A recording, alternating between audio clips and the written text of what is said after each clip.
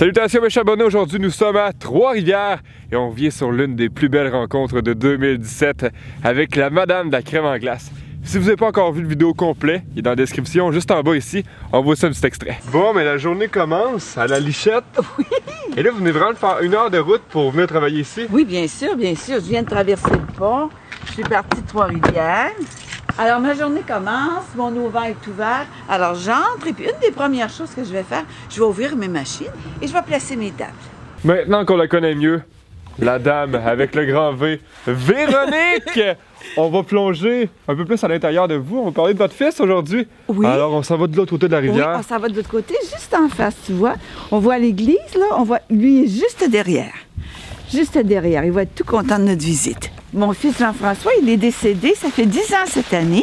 Alors là, on va pouvoir rentrer dans la neige. Par exemple, il est juste là-bas, OK? Vois-tu, on arrive tout proche de la pierre de Jean-François. Puis je vais faire un cœur devant sa pierre pour lui, puis pour te remercier aussi d'être venu jusqu'ici. Tout me ramène à toi, tout me ramène à toi, tout le temps. Tout me ramène à toi, tout me ramène à toi, tout le temps. Ah, c'est mon petit cœur. Il y a des jours qui sont passés. Tu sais, c'est mon fils unique préféré. Votre fils, Véronique, est décédé de manière assez tragique. Oui, c'est un suicide. Qu'est-ce que vous avez appris de ça? Ce que j'ai appris surtout de ça, c'est que je mordais déjà beaucoup dans la vie. Mais maintenant, je mords pour deux. Je mords pour deux dans la vie. Et puis quand, moi, je suis comme une enfant, moi. Je me suis toujours émerveillée pour un paquet de choses. Moi, une roche va m'émerveiller.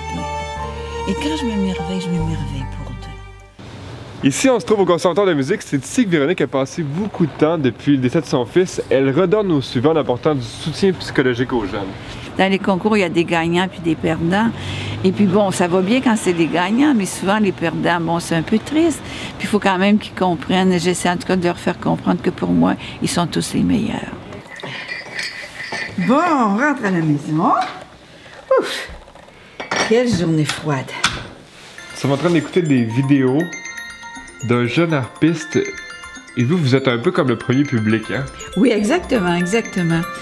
Puis de temps en temps, quand ils ont manqué une note, ça leur fait plaisir de sentir que pas loin d'eux, il y a quand même un œil qui leur dit « Continue, c'est correct ».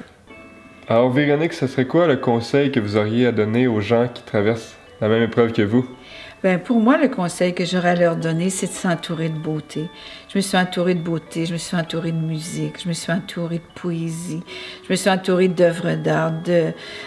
peu importe l'art. Et puis, cette œuvre d'art-là que j'ai dans mes mains, c'est la pierre tombale de mon fils.